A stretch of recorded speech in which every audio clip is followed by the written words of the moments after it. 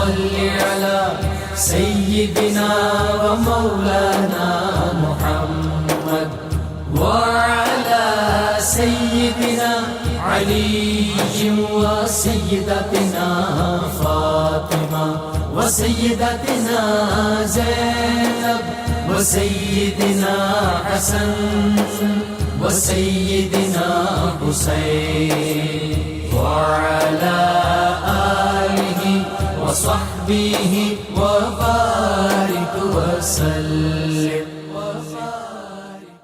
اللهم صل على سيدنا ومولانا محمد صاحب التاج والمعراج والبراق والعلم دافع البلاء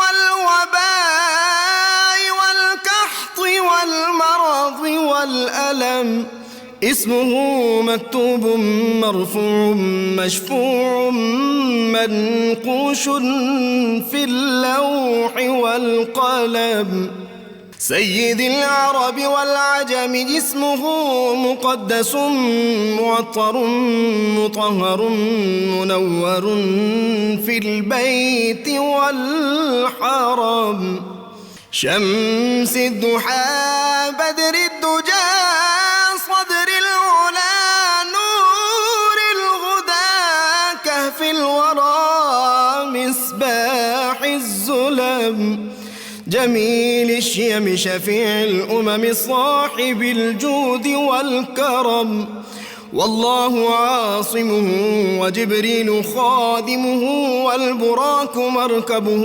والمعراج سفره وفوق سدرة المنتهى مقامه وقاب قوسين مطلوبه والمطلوب مقصوده والمقصود موجود سيد المرسلين خاتم النبيين شفيع المذنبين أنيس الغريبين رحمة للعالمين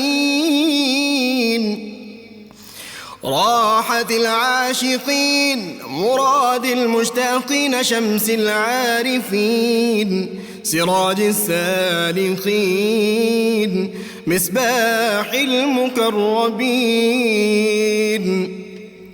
محب الفقراء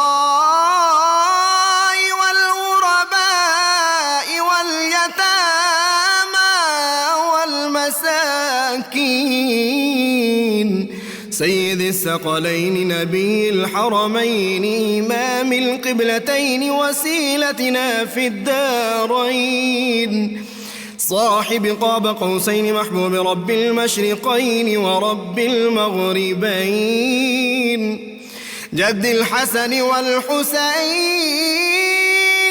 مولانا ومولى الثقلين سيدنا أبي القاسم محمد بن عبد الله نور من نور الله يا أيها المشتاقون بنور جماله بلغ العلا بكماله كشف الدجى بجماله حصنت جميع خصاله صلوا عليه وآله وأصحابه وسلموا تسليما وسلم اللهم صل على سيدنا ومولانا محمد। बिस्मिल्लाहिर्रहमानिर्रहीम। अस्सलाम वालेकुम नाज़रीन, प्रोग्राम सुबह नूर के साथ आपका मेज़बान नज़ीर अहमद गाज़ी हाज़िर है। नाज़रीन किराम, हज़रत अबू अनीस मोहम्मद बरकत अली साहब रहमहुल्लाह की मशहूर तालीफ़ अस्माउन नबील करीम सल्लल्लाहु अलैहि वसल्लम से एक इसमें मुबारक पढ़ने की सआदत हासिल कर रहा हूँ। सैयदना अल मुबश्शिरु सल्लल्लाहु अलैहि वसल्लम, हमारे सरदार खुशखबरी सुनाने वाले, दुरूद व सलाम भेजे अल्लाह आप सल्लल्लाहु अलैहि वसल्लम, आपकी आले पाक और आपके सहाबा किराम पर।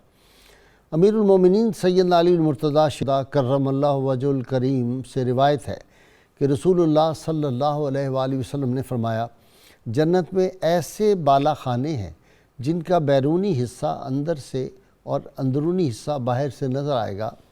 یہ سن کر ایک اعرابی کھڑے ہو کر عرض کرنے لگا، اے اللہ کے رسول صلی اللہ علیہ وسلم، یہ خوشخبری کس کے لیے ہے؟ آپ صلی اللہ علیہ وسلم فرمایا، جو اچھی طرح بات کرے، کھانا کھلائے، خوب روزہ رکھے اور اللہ کی رضا کے لیے رات میں نماز پڑھے جبکہ لوگ سوئے ہوئے ہوں۔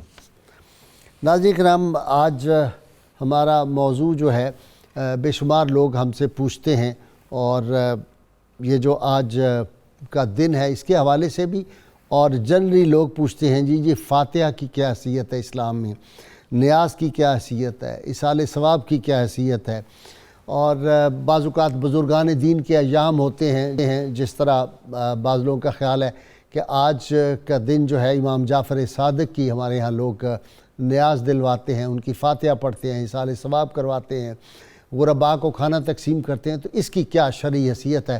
رحمت کونین صلی اللہ علیہ وسلم سے ایک صحابی نے پوچھا، یا رسول اللہ بہتر عمل کون سا ہے، مجھے کوئی خیر کا عمل بتائیے۔ تو آپ نے فرمایا لوگوں کو کھانا کھلانا۔ تو غریبوں کو کھانا کھلانا، بھوکوں کو کھانا کھلانا اور اپنے احباب کو بھی کھانا کھلانا، اس کا بہت اجر و ثواب ہے، اس پہ بے شمار احادیث مبارکہ ہیں۔ مجھے یاد آتا ہے کہ خواجہ نظام الدین محبوب الہی کا ایک بہت دلچسپ واقعہ ہے۔ خواجہ نظام الدین محبوب الہی کے پاس ایک ان کا عقیدت مند آیا، اس نے کہا حضرت میرے حالات بہت خراب ہیں، آپ نے فرمایا دعوت کیا کرو، لوگوں کو کھانا کھلاؤ۔ تو وہ گیا اور کچھ دنوں بعد آیا، تو آپ نے کہا کیسا ہوا؟ اس نے کہا جی میرے دوستوں میں کوئی غریب ہی نہیں ہے۔ آپ نے فرمایا نے تم کب کہا تھا کہ صرف غریبوں کو کھانا کھلاؤ؟ کھانا کسی کو بھی کھلائیں، اس سے آدمی کے رزق میں برکت ہوتی ہے، لیکن یہ تب ہوتی ہے جب رزق حلال ہم کھلائیں۔ ایصال ثواب کی کیا حیثیت ہے؟ ایصال ثواب مسلسل 14 صدیوں سے بزرگان دین صحابہ کرام ایصال ثواب کرتے تھے، اپنے بزرگوں کے لیے، اپنے فوت ہونے والے عزیز و اقارب کے لیے کنویں بناتے تھے، ان کے لیے سرائے بناتے تھے، غریبوں کو کھانا کھلاتے تھے، وہ پہنچتا تھا۔ تو آج فاتحہ، نیاز اور بالخصوص حضرت امام جعفر صادق علیہ السلام کا لوگ ختم دلاتے ہیں اور آپ کی نیاز دیتے ہیں، اور قرآن حکیم سے بھی نظر کا ثبوت ملتا ہے۔ سیدنا علی المرتضیٰ شیر خدا کا واقعہ ہے، سیدہ مریم کے حوالے سے ہے۔ نیاز تو انبیاء کرام اور صلحائے امت اور صلحائے کرام جو ہے پہلی امتوں کے بھی، وہ بھی نظر مانتے تھے اور وہ پوری کرتے تھے۔ اللہ کی بارگاہ میں آج اس پہ بات کرنے کے لیے کہ ختم کا کیا کانسیپٹ ہے، فاتحہ کا، نیاز کا، امام جعفر صادق علیہ السلام اتنی بڑی شخصیت جن کے بارے میں امام اعظم ابو حنیفہ کہیں کہ اگر میں وہ جو چند سال ان کی خدمت میں نہ رہتا تو میں ہلاک ہو جاتا، وہ علوم کا ایک کلزم تھے اور اس امت کو ان سے کتنا فائدہ پہنچا، اور آج تک ہمارا امام ہے، ان کے فیض و برکات جو اہل محبت ہے، اہل بیت اطہار کے غلام ہیں، ان کو پہنچتا ہے۔ اللہم صلی علی سیدنا و مولانا محمد وعلی سیدنا علی و سیدتنا فاطمہ و سیدتنا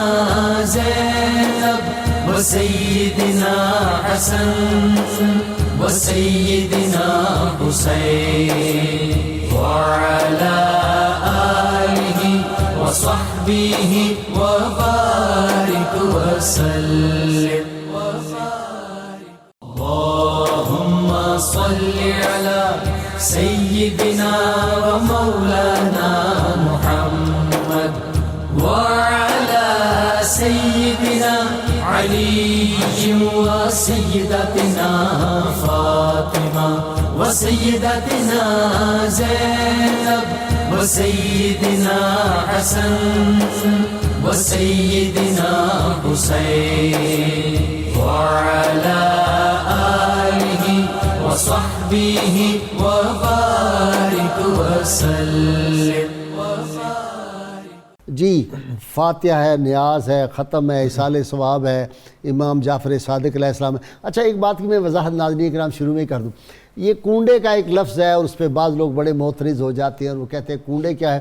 اصل میں اس زمانے میں مٹی کے برتن ہوتے تھے، مٹی کے برتنوں میں رحمت کونین صلی اللہ علیہ وسلم بھی مٹی کے برتنوں میں کھاتے تھے، اور میں تو 12 مہینے مٹی کے برتن جو مدینہ منورہ سے بنے ہوتے ہیں انہی میں پانی پیتا ہوں، کوشش کرتا ہوں، اور کھانا کھانے کی بھی اس میں کوشش کرتا ہوں، اس کی اپنی برکات ہیں۔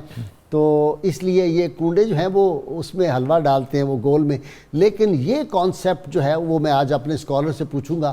بعض لوگ کم علمی کی بنیاد پر جو ہے وہ کہہ دیتے ہیں کہ جی یہ جو کنڈا ختم دلایا یہ باہر نہیں جانا چاہیے، چھت سے باہر، بلکہ اللہ بھی نہ دیکھ لے، اس سے بھی چھپانا چاہیے، نعوذ باللہ۔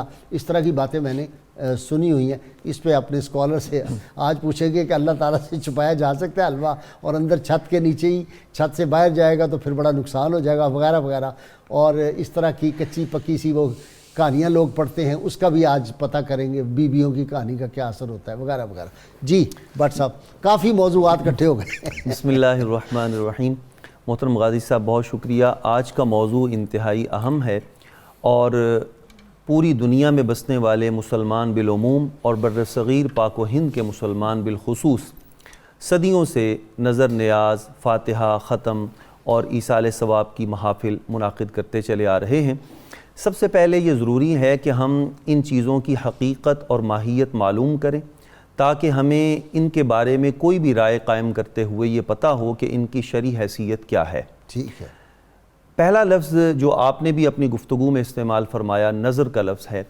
لفظ نظر جو ہے یہ شرعی اصطلاح ہے خاص، اور اس کا مطلب یہ ہوتا ہے کہ انسان اپنے اوپر کوئی ایسی عبادت لازم کر لے جو جن سے واجب سے ہو لیکن اس پر لازم نہ ہو، وہ اپنے قول سے اس کو اپنے اوپر لازم کر لے۔ مثال کے طور پہ انسان یہ کہے کہ اگر میرا فلاں کام ہو گیا تو میں اللہ کی رضا کے لیے اتنے روزے رکھوں گا یا اتنے پیسے راہ خدا میں خرچ کروں گا۔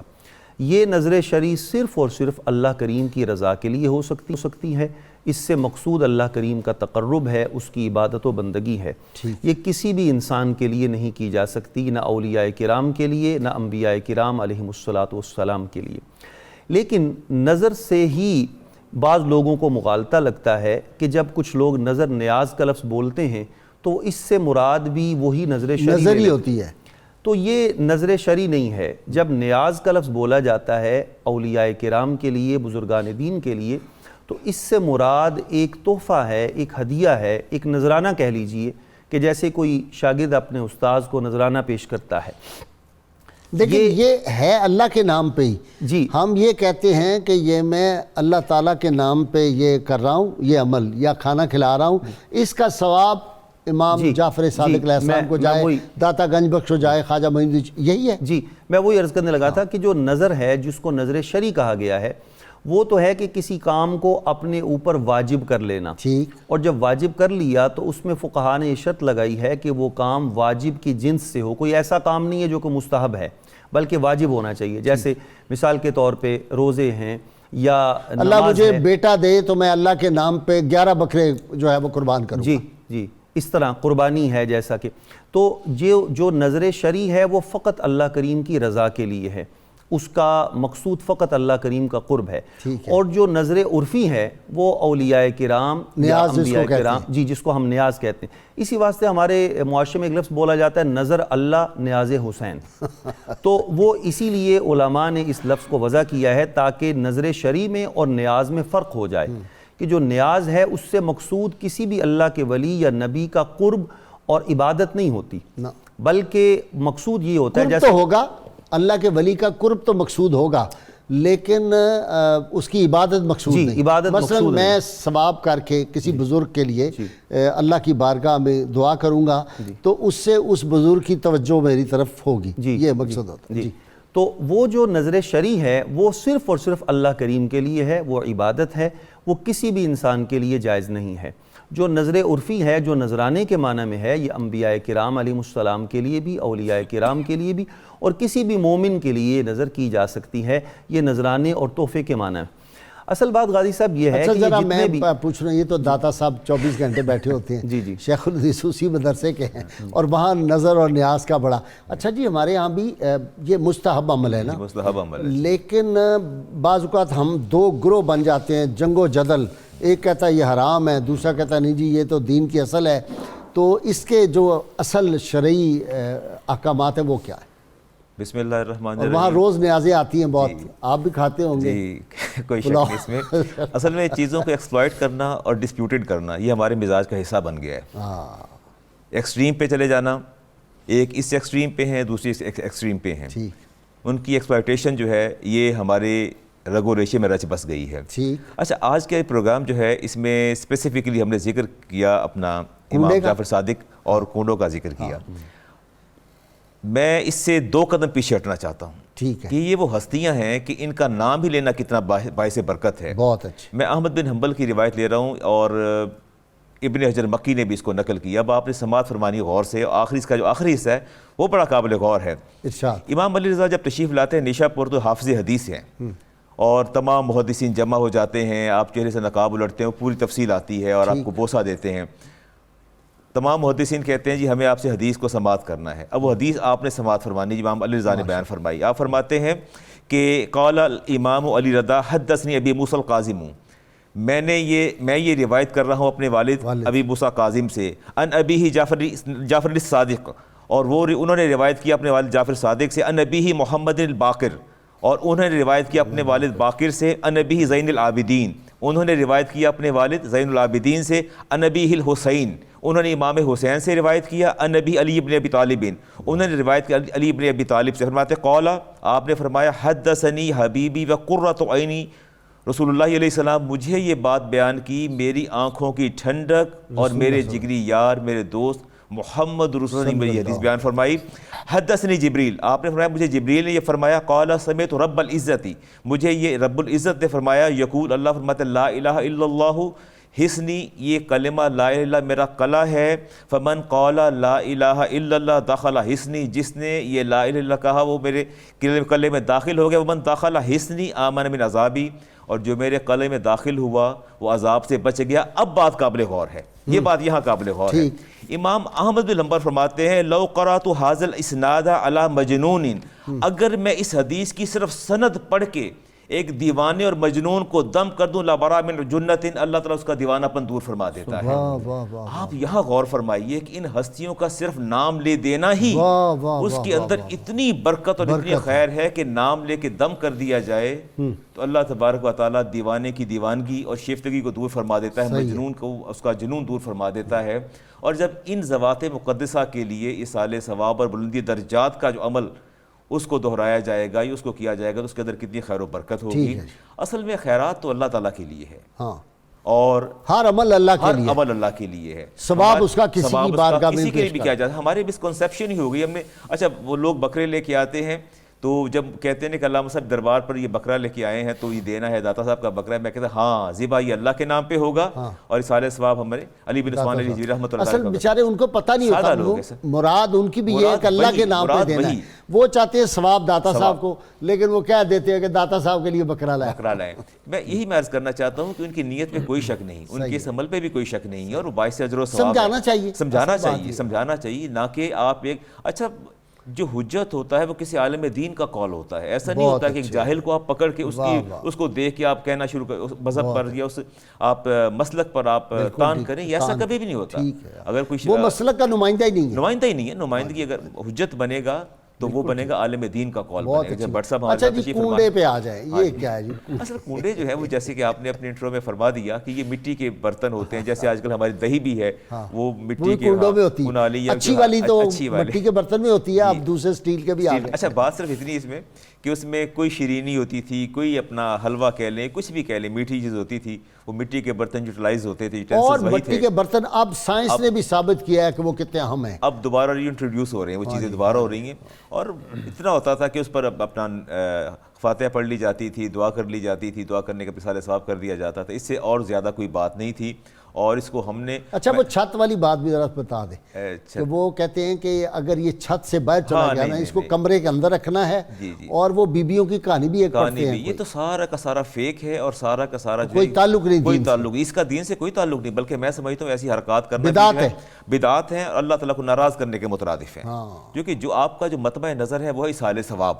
جب آپ اتنی بڑی ہستی کا ذکر کر رہے ہیں, جیسے میں نے عرض کیا, اس کا ذکر ہی باعث برکت اور باعث خیر ہے. باوضو ہو کے آپ بناتے ہیں کھانا, آپ ختم شی پڑھتے ہیں، قرآن حکیم کی آیات پڑھتے ہیں، پھر ایصال ثواب کرتے ہیں، پھر احباب آتے ہیں، اس میں غریب بھی ہوتے ہیں، امیر بھی ہوتے ہیں، وہ جب کھانا کھا کے جاتے ہیں تو کتنا آپ کو اجر و ثواب ملتا ہے۔ جی ڈاکٹر صاحب آپ نے کبھی کھائے؟ میں تو بہت بچپن سے کھاتا رہا ہوں کوڑے۔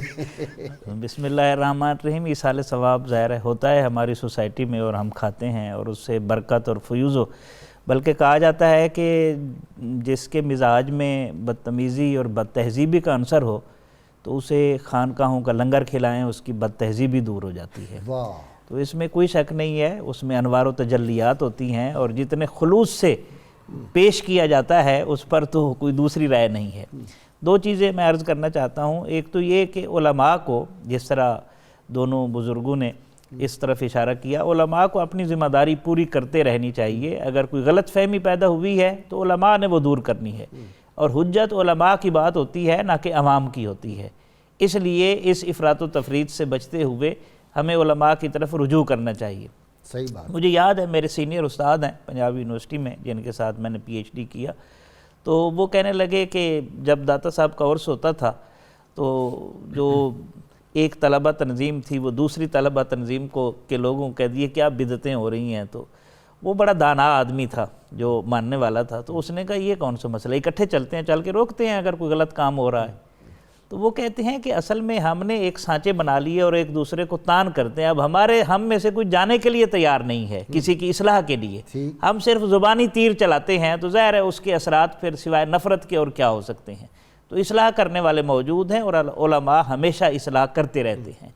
دوسرا پہلو، جب کوئی فوت ہو جاتا ہے ایصال ثواب کے لیے میں عرض کرنے لگا ہوں، اس کے کچھ حقوق ہوتے ہیں فوت ہونے والے کے، اس میں سے ایک حق جو ہے وہ جنازہ کا حق ہے، دوسرا حق جو ہے اس کے لیے استغفار کیا جائے، تیسرا حق اس کا یہ ہے کہ اس کا اچھا ذکر کیا جائے، چوتھا حق یہ ہے کہ اس کے لیے صدقہ کیا جائے، اور صدقے کی کئی صورتیں حدیث پاک میں موجود ہے، صدقہ جاریہ ہے، اور پھر اس کی کئی صورتیں ہیں، پانی کی سبیل لگا دینا، قرآن پاک کا نسخہ اگر آپ نے کسی کو دے دیا ہے، یہ ساری چیزیں اس میں آتی ہیں، اور اس کے ساتھ ساتھ سلام کرنا۔ اگر آپ قبرستان میں گئے ہیں تو آپ نے قبرستان والوں کے ساتھ تعلق رکھنا ہے۔ نبی کریم صلی اللہ علیہ وسلم کی حوالے سے ایک حدیث پاک ملتی ہے، ایک شخص نے سوال کیا، ابن ماجہ میں ہے کہ یا رسول اللہ صلی اللہ علیہ وسلم، میرے والد کی طرف سے حج تھا، کیا میں وہ حج کر سکتا ہوں؟ آپ نے فرمایا ہاں، حج عن ابیک، اپنے والد کی طرف سے آپ حج کریں، فَإِن لَمْ تَزِدْهُ خَيْرًا لَمْ تَزِدْهُ شَرًّا، اگر آپ ان کے حق میں بھلائی میں اضافہ نہیں کر سکتے تو ان کے حق میں برائی میں بھی اضافہ نہ کریں۔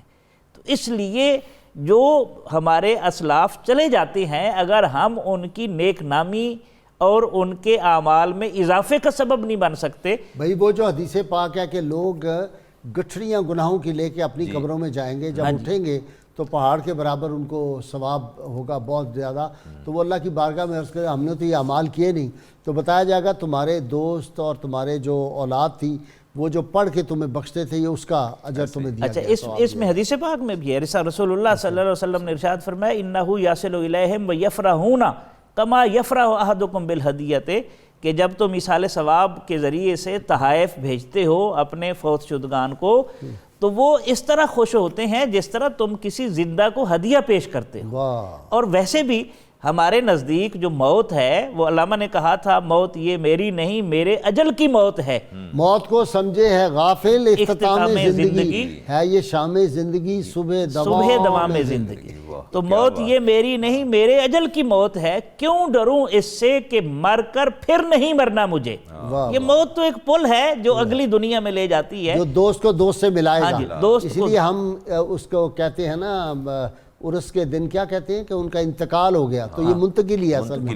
اللہم صلی علی سیدنا و مولانا محمد وعلی سیدنا علی و سیدتنا فاطمہ و سیدتنا زینب و سیدنا حسن وسيدنا حسين وعلى آله وصحبه وبارك وسلم اللهم صل على سيدنا ومولانا محمد وعلى سيدنا علي وسيدتنا فاطمة وسيدتنا زينب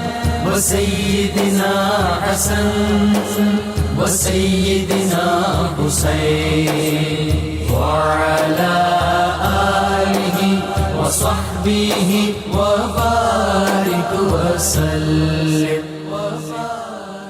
جی علامہ صاحب، یہی جو بات میں نے کہی کہ چھت کے نیچے ہونی چاہیے، اوپر سے ڈھکا ہونا چاہیے، اور بعض کہتے ہیں صرف بچے اور عورتیں کھا سکتے ہیں، مرد نہیں کھا سکتا، بعض کہتے ہیں کہ صرف حلوہ ہوگا، پوڑی ہوگی اور چھوٹی مٹھیاں ہوگی، اس کے علاوہ گوشت نہیں ہوگا، نان نہیں ہوگا، فلاں نہیں ہوگا. یہ ساری باتیں ساری بے اصل من گھڑت اور وضع کردہ روایات ہیں. ٹھیک ہے، ان کا دین سے کہیں بھی کوئی تعلق نہیں، دور دور کا واسطہ نہیں ہے. اللہ تبارک و تعالیٰ نے ہمیں ان چیزوں کا مکلف قرار نہیں دیا. ہم نے وہی کام کرنا ہے جو اہل بیت اطہار کرتے تھے، اور ان سے یہ ثابت ان سے یہ چیزیں ثابت نہیں، نہ صحابہ کرام سے ثابت ہیں، نہ ہمارے ائمہ سے، نہ ہمارے صلحاء سے، نہ اولیاء سے، قطعاً نہیں. وہ تو بڑی بڑی دیگیں پکا کے ان کا لنگر تو سریعام چلتا تھا، بڑی کئی منوں کی دیگیں بنتی تھیں اور سریعام لنگر چلتا تھا. یہ شرعی طریقہ تو یہ ہے. اس کے پس پردہ آپ جا کے دیکھیں، مشکات کی حدیث ہے، عبداللہ ابن عباس اس حدیث کے راوی ہیں. آپ نے فرمایا کہ میرے نبی نے ارشاد فرمایا کہ میت کی مثال ایک ڈوبنے والے کی طرح ہوتی ہے. جس طرح ڈوبنے والا بے قرار اور مضطرب ہوتا ہے کہ مجھے خدا کے لیے بچا لو، ہاتھ بلند کر کے آواز دیتا ہے یا اللہ مجھے بچا لے، کوئی ہے مجھے بچانے والا. فرمایا میت کی مثال بالکل اسی طرح ہوتی ہے کہ کوئی میرے لیے دعا کر دے. جتنی ڈوبنے والے کو حاجت اپنی سروائیول اور بقا کی ہوتی ہے، میت کو بھی اصال ثواب کی اتنی ہی حاجت ہوتی ہے. وہ منتظر ہوتا ہے کہ کوئی دوست اس کے لیے دعا کر دے، اس کی ماں دعا کر دے، اس کا باپ دعا کر دے، بھائی دعا کر دے، کوئی اصال ثواب کا سلسلہ چل جائے. اور جب وہ دعا کرتے ہیں تو اس کے لیے وہ چیز راحت بن جاتی ہے. قبر کے اندر جو ہے وہ اپنا وہ پھر ثواب جو ہے اس کی قبر کے اندر پہاڑوں کی شکل میں، حدیث پاک کہتے ہیں پہاڑوں کی شکل میں اس کی قبر میں داخل کر دیا جاتا ہے. اور امام مسلم کی روایت ہے، آقا کریم علیہ السلام نے ارشاد فرمایا کہ نماز کے بعد نیکی کے بعد نیکی کرو، اپنی نماز کے ساتھ اپنے والدین کے لیے نماز پڑھو. نیکی کے بعد نیکی کرو، اپنی نماز کے بعد والدین کے لیے نماز پڑھو، اپنے روزے کے ساتھ اپنے والدین کے لیے، اپنوں کے لیے، مرحومی کے لیے روزے رکھو. اس سے مراد یہ ہے کہ جب آپ اپنی نماز ادا کرتے ہیں تو پھر کچھ نوافل جو ہیں اپنے بزرگوں کے لیے، اپنے والدین کے لیے بھی ادا کرنے چاہیے. جب آپ جہاں اپنے فرض روزے اور نوافل روزے رکھتے ہیں، نفلی روزے رکھتے ہیں، تو وہاں آپ کو اپنے میں تو جی اپنے لوگوں سے کہتا ہوں، ہمارے تو 250 سال سے خاندان میں یہ چلی آ رہی روایت اللہ کی توفیق سے، کہ آپ اپنے فوت شدہ والدین، اپنے بزرگوں کے لیے آپ ذرا رات کو تحفہ ان کو بھیجیں تہجد میں نفل پڑھ کے، پھر آپ اس کے دیکھیں اجر آپ کو کتنے ملتے، کتنی برکات آپ کو نصیب ہوتی. بہت زیادہ. اچھا جی ڈاکٹر، ایک بہت دلچسپ بات یہ انہوں نے علامہ صاحب نے فرمائی نا دعا کے حوالے سے، قادری صاحب نے، امام جعفر صادق سے ایک آدمی نے آ کے کہا کہ جی دعا تو ہماری تو قبول نہیں ہوتی، ہم نے تو رب سے بڑی دعائیں مانگی. آپ نے فرمایا نہیں، یہ ہو نہیں سکتا. رب تعالیٰ تو فرماتا ہے مجھے حیا آتی ہے کوئی میرے بارگاہ میں آئے، آ کے مجھ سے طلب کرے اور میں اس کو خالی لوٹا دوں. اس جگہ نہیں جی میں تو اتنی مدت سے کر رہا ہوں. آپ جا رہے تھے دریا کے کنارے چلتے ہوئے، ساتھ آپ کے خادم تھا آپ کا، آپ نے اس کو اشارہ کیا اس کو دھکا دے دو. وہ دھکا دیا، وہ نہر میں گر گیا. نہر میں گر گیا تو کہنے لگا بچاؤ بچاؤ یا اللہ میں نے بچا، یا اللہ. کچھ نہیں ہوا. بالکل آخر میں جب بالکل اس سے سمجھانا اب کوئی مدد نہیں کر رہا اور میں اب ڈوبنے ختم ہونے لگا، کہنا یا اللہ تیرے علاوہ کون ہے. اس درد دل سے اس نے دعا کی، ایک دم وہ دریا سے باہر نکلا، کنارے پہنچ گیا. آپ نے اس کو پکڑا اور کہا بھائی سناؤ، اب تم جو دعا کرتے تھے دھیان تمہارا کہیں اور ہوتا تھا. اس درد دل سے جب تم نے دعا کی ہوئی کہ نہیں قبول ہوئی؟ کہا مان گیا جی ہو گئی قبول. جی اچھا، اس میں اس حوالے سے 3 باتیں میں عرض کرنا چاہتا ہوں. ایک تو یہ جو استغفار کی بات ہو رہی تھی، وہ چیزیں اکٹھی ہو جائیں. ایک تو یہ کہ اللہ تعالیٰ نے ہمیں مومنوں کی ایک علامت بیان کی ہے، صفت، اور وہ صفت یہ ہے کہ جب وہ دعا مانگتے ہیں تو وہ اس طرح مانگتے ہیں ربنا اغفر لنا ولاخواننا الذین سبقونا بالایمان، کہ ہماری بھی مغفرت فرما اور ہمارے ان مسلمان بھائیوں کی مغفرت فرما جو ایمان کے ساتھ رخصت ہوئے. دوسرا یہ کہ نیکی کا جو ایصال ہوتا ہے، ایصال ثواب جسے ہم کہتے ہیں، ایک تو یہ ہے کہ ہم شعوری طور پر ایصال ثواب کسی کو کریں. ایک یہ ہے کہ کسی نے نیکی کی تھی اور اس نیکی کے اثرات آنے والی نسلوں کو پہنچ رہے ہیں، ایسا ہی یہ بھی ہوتا ہے. مثلا پینشن کھاتے ہیں بعد میں آنے والے، بالکل ایسے وہ جو واقعہ ہے حضرت خضر علیہ السلام اور وہی موسیٰ علیہ السلام کانا ابوہما صالحا، یہ اس کے اوپر دلالت کرتا ہے. یہ پینشن کھا رہے ہیں. ہاں جی بالکل ایسے، ہم بھی پینشن کھا رہے ہیں، پینشن ہی. ایک پیر صاحب کو میں نے کہا کہ یہ اپنے بزرگوں کی پینشن کھاتے ہیں تو وہ بگڑ گئے، بعد میں گلہ کیا جا کے کہ غازی صاحب نے ہمیں پینشن کھا دی ہے. میں نے کہا اس کو کہنا جا کے اپنے دادے کا نام نہ لیں اور باہر نکلے سڑک پہ، میں دیکھتا ہوں کون اس کے ہاتھ سے. اچھا دوسرا پہلو میں عرض کرنا چاہتا ہوں. امام محمد بن عبد الرحمن القرشی رحمۃ اللہ علیہ فرماتے ہیں، شفاء القلوب کے اندر یہ روایت موجود ہے کہ 764 ہجری میں جب طاعون پھیلتا ہوا مصر میں پہنچا اور ہلاکتوں پر ہلاکتیں ہونے لگی، تو پھر ہم نے یہ کیا کہ پوری کی پوری فیملیاں اللہ کے گھروں میں جا کر آباد ہوئے، مسجدوں میں گئے، سب چلے گئے تھے، مسجدوں میں گئے، توبہ کی، استغفار کیا، درود پڑھا، صدقات کیے، تو اللہ تعالیٰ نے ہمیں اس مصیبت سے نجات دی اور ہم بچ گئے تھے. وہ اس سے بھی خطرناک تھا، کرونا سے. جی تو مسجدوں میں جانا چاہیے، کعبۃ اللہ میں جانا چاہیے، روضہ انور پہ جانا چاہیے، باب جبریل کے اندر جا کے دعائیں مانگیں. تو اس کا یہ ہے، وہ ذرا پڑھ دیں اپنا، آپ تو حافظ قرآن ہیں ماشاءاللہ بٹ صاحب. لواج اللہ کیا ہے جس کا میں ترجمہ کرتا ہوں تے رب دے منہ نوں کھواندے نے لوکاں نوں. فَأَيْنَمَا تُوَلُّوا فَثَمَّ وَجْهُ اللَّهِ یتیم الطعام المسکین ہاں یتیم الطعام علی حب مسکینوں و یتیم و اسیرا انما نطعمکم لوجہ اللہ، ہاں لوجہ اللہ، کہ ہم رب دے منہ نوں تانوں کھواندے یعنی اللہ کی رضا کے لیے، وجہ سے مراد اللہ کی رضا کے لیے. اور اسی طرح حضرت امام جعفر صادق تیسری بات، یہ پنجابی میں بڑا خوبصورت لفظ ہے. لوگ کہتے ہیں کہ میں رب دے منہ میں تیرے واسطے نیکی تیرے نال نیکی کر رہا ہوں، اس سے مراد اچھا یہ ہے. تیسرا جو میں عرض کرنا چاہتا ہوں، تیسرا پوائنٹ، حضرت امام جعفر صادق رضی اللہ عنہ کے کچھ فرامین ہیں. 2 فرمان میں عرض کرتا ہوں. ایک تو یہ کہ آپ فرماتے ہیں کہ جب بلاؤں پر بلاؤں کا اضافہ ہو جائے تو یقین رکھو کہ بلاؤں سے عافیت نصیب ہونے والی ہے، یہ اس وقت. اور دوسرا آپ کا یہ ہے کہ احتیاط میں سلامتی ہے اور جلد بازی میں شرمندگی ہے. بے وقت شروع کرنے والا، بے وقت کام شروع کرنے والا بے وقت نتائج کا سامنا کرتا ہے. ہمیں احتیاط بھی کرنی چاہیے، لیکن احتیاط کے ساتھ ساتھ جس بارگاہ سے ہمیں شفا ملنی ہے ان بارگاہوں سے دور تو نہ کیا جائے نا. تو اگر ان بارگاہوں سے دور کر دیا جائے گا تو پھر ہم کس طرف جائیں گے؟ تو اس لیے وہ تعلق بالرسالت اور تعلق باللہ جو ہے وہ مضبوط ہونا چاہیے. ان کی رحمتوں کے دامن میں آ جائیں، رحمتوں کے جرمٹ میں آ جائیں، پھر بچ جائیں گے. اللہم صلی علی سیدنا و مولانا محمد وعلی سیدنا علی و سیدتنا فاطمہ و سیدتنا زینب و سیدنا حسن و سیدنا حسین وعلی وصحبه وبارك وسلم.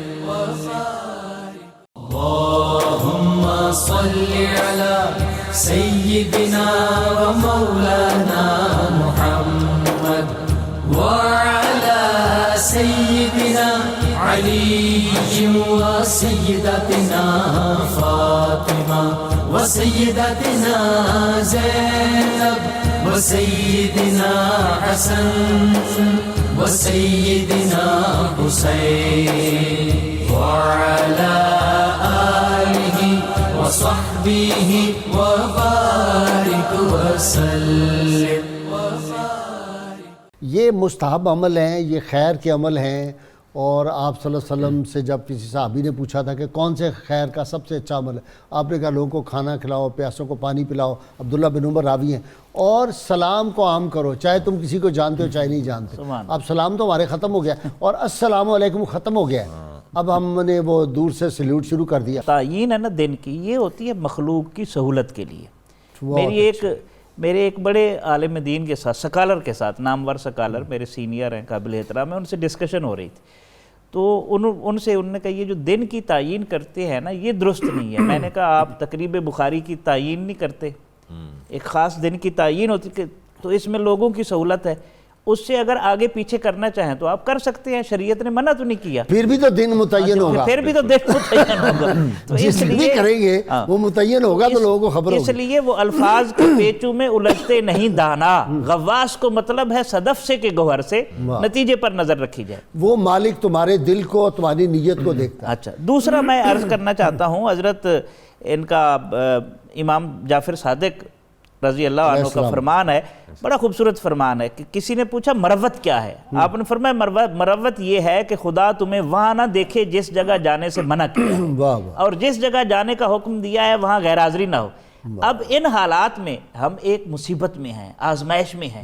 ہمیں چاہیے کہ ہم لا یعنی اور فضول اور اخلاق باختہ حرکتیں چھوڑ دیں. اب ہماری مساجد آباد ہوں. اور حضرت امام جعفر صادق فرماتے ہیں علیہ السلام, آپ فرماتے ہیں کہ معمولی تکلیف پر کوئی جو شخص جزا فضا شروع کر دیتا ہے, اللہ تعالیٰ اسے بڑی ذلت میں مبتلا کرتا ہے. اس لیے جب تکلیف پہنچے رجوع اللہ کرو, اور رجوع اللہ کرنے کے ذریعے سے ہی ساری مصیبتیں جو ہیں وہ ٹل سکتی ہیں. میں نے کل بھی بیان کیا تھا کہ موسیٰ علیہ السلام سے کسی نے پوچھا جی اگر ایک آدمی پہ تیر چل رہے ہوں تو وہ کیا کرے؟ انہوں نے کہا جو تیر چلا رہا ہے جا کے اس سے لپٹ جائے, اس کے دامن سے لپٹ جائے. ہر خیر بھی اور شر کا بھی وہی خالق ہے نا جی, تو خالق سے جا کے مل جاؤ.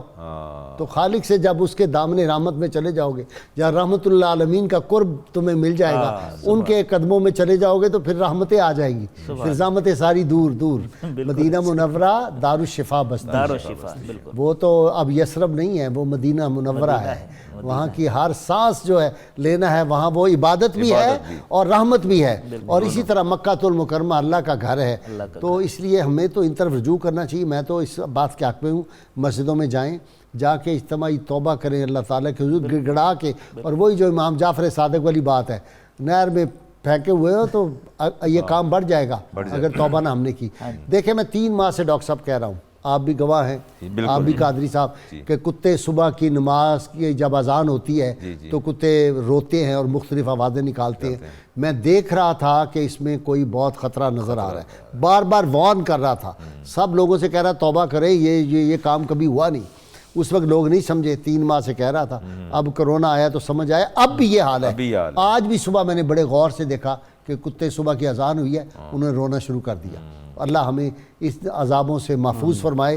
ساری قوم کو توبہ کرنی چاہیے, اور یہ جو آنے والے دن ہیں اس کو بجائے کھیل تماشے کے کہ جی چھٹیاں ہو گئی ہیں موجیں کریں جی, سارا دن جو ہے وہ ہم ڈرامے دیکھیں, ہم فلمیں دیکھیں, اس کی بجائے توبہ کریں, گھروں میں توبہ کریں اور صلہ رحمی کریں. جو رشتے توڑے ہیں ان رشتوں کو بحال کریں, اللہ نے موقع دیا ہے. ایسا ہی ہے, اس لیے کہ اللہ اپنے حقوق معاف کرتا ہے, بندوں کے حقوق معاف نہیں ہوتے. قریب ہوں, نفرتیں محبتوں میں تبدیل کریں. سبحان اللہ. اور وہ جو ہے غرباء کو کھانا کھلائیں, جی ان کی مدد کریں, یتیموں کی مدد کریں.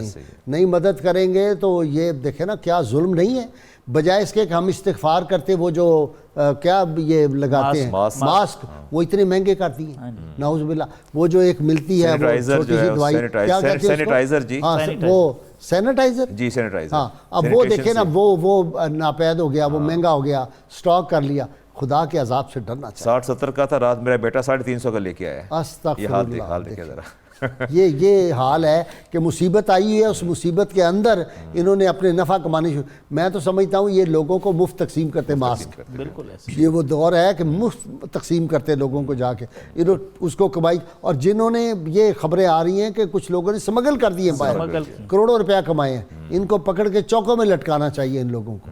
بھائی یہی ہے, ہم صرف نظر کر رہے ہیں, اللہ تعالیٰ معاف. جی صاحب میں چاہ رہا تھا کہ ایصال ثواب کے موضوع کو تھوڑا سا سمیٹ لیا جائے. جی ارشاد. موضوع چونکہ بہت طویل ہے, موضوع بہت طویل ہے. اس میں ایک اعتراض کیا جاتا ہے لوگوں کی طرف سے جو مخالفین ہیں کہ قرآن نے واضح طور پہ کہا وما اہل بہ لغیر اللہ, جس پہ غیر اللہ کا نام لے دیا جائے وہ تو حرام ہے, اور واضح طور پہ نص قطعی سے ثابت ہے. تم تو کہتے ہو داتا صاحب کا بکرا, غوث پاک کا بکرا, تم تو نام لے دیتے ہو, لہذا یہ حرام ہو گیا.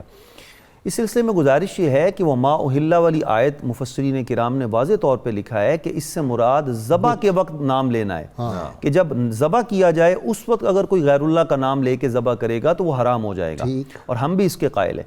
لیکن فقط یہ کہنا کہ یہ داتا صاحب کے لیے، یعنی نیت یہ ہے کہ ذبح اللہ کے نام پہ ہوگا اور ایصال ثواب ان کو ہوگا، اس میں کوئی حرج نہیں ہے۔ انسان ہر چیز پر اپنی ملکیت کا ذکر کرتا ہے، یہ میری گاڑی ہے، یہ میرا گھر ہے، یہ فلاں ہے۔ اگر فقط نام لینے سے وہ چیز حرام ہوتی ہے تو پھر تو گاڑی بھی، حتیٰ کہ بیوی بھی پھر حرام ہو جانی چاہیے اگر ایسی بات ہے تو۔ اس سے ہٹ کر قربانی کا بکرا اور عقیقے کے بکرے بھی پھر حرام ہو جاتے ہیں نا، وہ بھی تو کسی کے نام پر ہوتے ہیں، کیونکہ آقا علیہ الصلوۃ والسلام یہ ذبح کے وقت مراد۔ صحیح بات۔ جی، آقا علیہ الصلوۃ والسلام نے خود ساری زندگی 2 بکرے ذبح فرمائے، ایک اپنی طرف سے اور ایک اپنی امت کی طرف سے، اور اسی پر معمول حجۃ جاری۔ الوداع کے موقع پہ تو 100، جی آپ نے 100 اونٹ ذبح فرمائے، اور اسی پر حضرت مولا کائنات کا معمول رہا کہ آپ نے فرمایا کہ مجھے میرے خلیل آقا علیہ الصلوۃ والسلام نے وصیت فرمائی تھی، تو ایک میں اپنی طرف سے ذبح کرتا ہوں اور ایک میں آقا علیہ الصلوۃ والسلام کی طرف سے۔ اور آج بھی بڑے خوش نصیب ہیں وہ لوگ کہ جو آقا علیہ الصلوۃ والسلام کے لیے قربانی، یعنی اللہ کے لیے قربانی اور آقا علیہ الصلوۃ والسلام کی بارگاہ میں ایک تحفہ پیش کرتے ہیں۔ آپ غازی صاحب غور فرمائیے، وہ میاں سعید بڑا مشہور آدمی ہے ڈیرے والا، وہ 63 وہ کرتا ہے، یہ جو آقا علیہ الصلوۃ والسلام کے عمر مبارک کے حوالے سے، 63 سالوں کے حوالے سے 63، اور آپ صلی اللہ علیہ وسلم کے لیے بھی، یعنی اللہ کے نام پہ ظاہر قربانی تو ہوتی ہے۔ میں ایک بات اور عرض کرنا چاہتا ہوں کہ قرآن پاک نے تو ان جانوروں کو جو مشرک اپنے بتوں کے نام پہ چھوڑ دیتے تھے ان کو بھی قرآن نے حرام نہیں کہا۔ سورۃ المائدہ کی آیت نمبر 107 ہے، اللہ کریم فرماتا ہے ما جعل اللہ من بحیرۃ ولا صائبۃ ولا وصیلۃ ولا حام، کہ یہ جو جانور تھے مختلف، کوئی اونٹنیاں، کو بکریاں، وہ اپنے بتوں کے نام پہ چھوڑ دیتے، نہ ان کا دودھ دوہتے، جو آزاد ہے۔ تو اب جو جانور مشرکوں نے اپنے بتوں کے نام پہ چھوڑ رکھے ہیں، وہ بتوں کے نام پر ان کو منسوب کر دیا ہے، اللہ کریم فرماتا ہے یہ ہم نے تو نہیں کیا۔